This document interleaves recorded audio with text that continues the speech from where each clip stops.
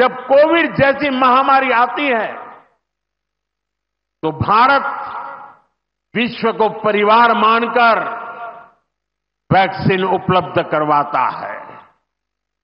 दुनिया में कहीं भी प्राकृतिक आपदा हो, भारत पूरे मनोयोग से सेवा के लिए खड़ा होता है।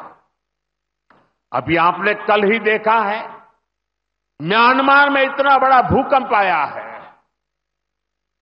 भारत ऑपरेशन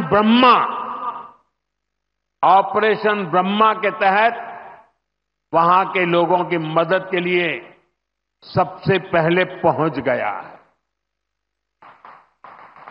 जब तुर्की में भूकंप आया, जब नेपाल में भूकंप आया, जब मालदीव्स में पानी का संकट आया, भारत ने मदद करने में घड़ी भर की भी देर नहीं की। युद्ध जैसे हालातों में हम दूसरे देशों से नागरिकों को भी सुरक्षित निकाल करके लाते हैं।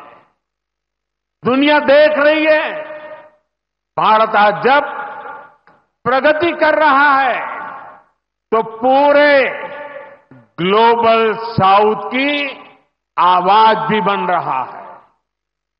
विश्व बंधु की ये भावना हमारे ही संस्कारों का विस्तार है। साथियों, आज भारत की सबसे बड़ी पूंजी हमारा युवा है और हम देखते हैं आज भारत का युवा इतने कॉन्फिडेंस से भरा हुआ, उसकी रिस्क टेकिंग कैपेसिटी पहले के मुकाबले कई गुना बढ़ गई है। वो नए नए इनोवेशन कर रहा है, स्टार्टअप्स की दुनिया में अपना परचम लहरा रहा है और सबसे बड़ी बात, आज के भारत का युवा अपनी विरासत पर गर्व करते हुए, अपनी संस्कृति पर गर्व करते हुए चल रहा है।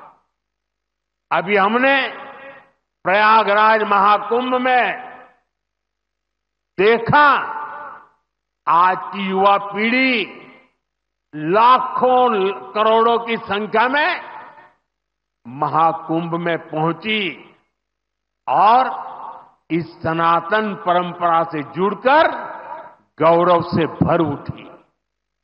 आज भारत का युवा देश की जरूरतों को ध्यान में रखते हुए काम कर रहा है। भारत के युवाओं ने मेक इन इंडिया को सफल बनाया है। भारत का युवा लोकल के लिए वोकल हुआ है, एक जज्बा बना है। हमें देश के लिए जीना है, देश के लिए कुछ करना है। खेल के मैदान से लेकर अंतरिक्ष की ऊंचाई तक राष्ट्र निर्माण की भावना से ओतप्रोत हमारे युवा आगे बढ़ रहे हैं, आगे चलते ही जा रहे हैं। यही युवा 2047 के जब आजादी के 100 साल होंगे, विकसित भारत के लक्ष्य की ध्वजा थामे हुए है।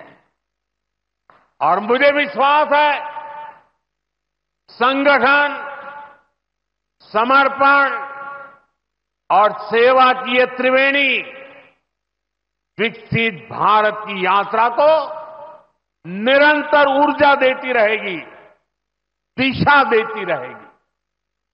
संघ का इतने वर्षों का परिश्रम फलीभूत हो रहा है। संघ की इतने वर्षों की तपस्या विकसित भारत का एक नया अध्याय लिख रही है। हमसे जुड़े रहने के लिए हमारे YouTube चैनल को सब्सक्राइब करें और नई वीडियो की नोटिफिकेशन के लिए बेल आइकॉन को दबाएं।